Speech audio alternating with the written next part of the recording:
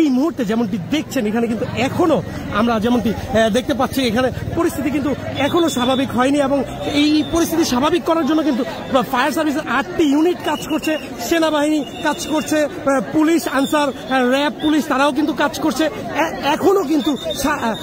এখনো কিন্তু যারা হতাহত হয়েছে তাদেরকে কিন্তু অ্যাম্বুলেন্সে করে পার্শ্ববর্তী যে হসপিটালগুলো আছে সেখানে নেওয়া হচ্ছে এবং এই মুহূর্তে এখানে আপনারা যেমনটি দেখছি রক্তের একটি সংকট, এ নেগেটিভ এবং ও নেগেটিভ ব্লাডের কিন্তু সংকট। তারা কিন্তু আমরা দেখছি এই যে ফ্রি, তারা কিন্তু বিভিন্ন ব্যানার কর্নারে তারা কিন্তু ব্যানার ফেস্টুন নিয়ে কিন্তু তারা বলছে যে যারা ব্লাড ডোনেশন করে বা ব্লাড যারা দিতে ইচ্ছুক তারা যেন এগিয়ে আসে। এবং এখানে এই দিয়াবাড়ি যে ট্র্যাজেডি, এই ট্র্যাজেডিতে কিন্তু আমরা যেমনটি দেখেছি শিশুও কিন্তু হতাহত, বিশেষ করে ক্লাস 3-4-এর অনেক শিক্ষার্থী কিন্তু তারা ক্লাস চলাকালীন যে যখন এই দুর্ঘটনাটি ঘটে তারা কিন্তু ক্লাস করতেছিলেন এবং অনেক শিশু কিন্তু এখানে আহত হয়েছে এবং যারা উদ্ধার কর্মীরা ছিল সেনা সদস্য বেশ কয়েকজন সেনা সদস্য কিন্তু আহত হয়েছেন এবং তারাও কিন্তু এখন হসপিটালে আছেন চিকিৎসার জন্য। এবং আপনারা যেমনটি দেখছেন যে যারা শিক্ষার্থীরা আছেন তারাও কিন্তু এই শৃঙ্খলা বজায় রাখার জন্য তারা কাজ করে যাচ্ছেন এবং এখানে যে পরিস্থিতি এখনো কিন্তু আমরা যেমনটি দেখতে পাচ্ছি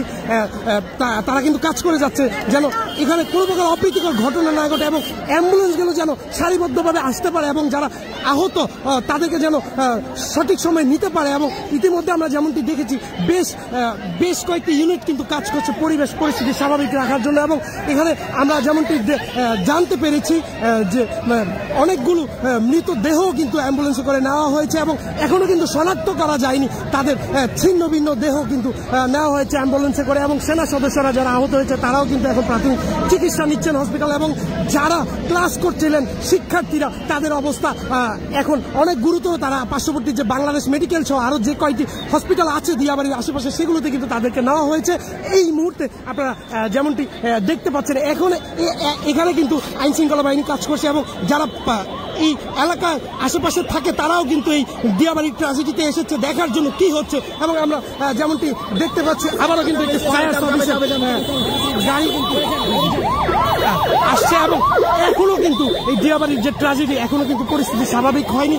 এখনো কিন্তু অ্যাম্বুলেন্সে করে যারা আহত আছে তাদেরকে নেওয়া হচ্ছে এবং যারা এখানে কর্মরত আছেন বা এই শৃঙ্খলা করার জন্য আপনারা দেখছেন শিক্ষার্থীরা কিন্তু পরিবেশ পরিস্থিতি স্বাভাবিক রাখার জন্য শিক্ষার্থীরা কিন্তু কাজ করে যাচ্ছে এবং এই মুহূর্তে আবারও আমরা একটি অ্যাম্বুলেন্সের দেখতে পাচ্ছি সে অ্যাম্বুলেন্স এসেছে।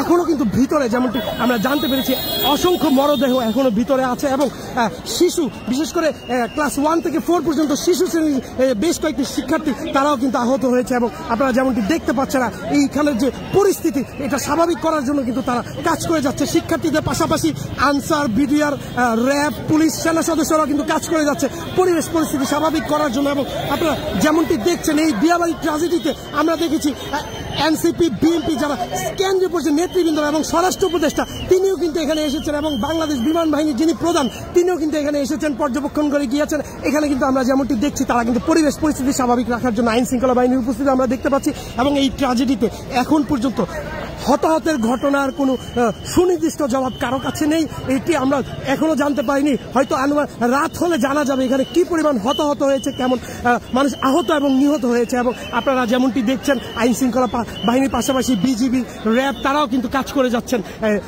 এখানে। এবং এখানে আমরা যেমনটি দেখছি উৎসুক যে একটা জনতা, সেই জনতার ভিড়ও কিন্তু আমরা দেখতে পাচ্ছি, যেটা সবসময় যারা এখানে কাজ করছেন তারা কিন্তু যেমনটি বলছে এই উৎসুক জনতার কারণে কিন্তু তারা কাজ করতে অনেক বাধার মুখে পড়ছে। এবং আইন শৃঙ্খলা বাহিনী সহ ফায়ার সার্ভিসের 8টি ইউনিট এখানে কাজ করছে। এখনো কিন্তু পরিবেশ পরিস্থিতি থমথমে উত্তেজনাকর একটি পরিস্থিতি এখনো। আর এই যে ট্র্যাজেডি, দিয়াবাড়ি যে ট্র্যাজেডি, এখানে কিন্তু এখনো জানা যাচ্ছে না সুনির্দিষ্ট কতজন শিক্ষার্থী আহত বা নিহত হয়েছেন বা তাদের সংখ্যা কেমন হবে, এখন পর্যন্ত সুনির্দিষ্ট কোনো তথ্য কারো কাছে নেই।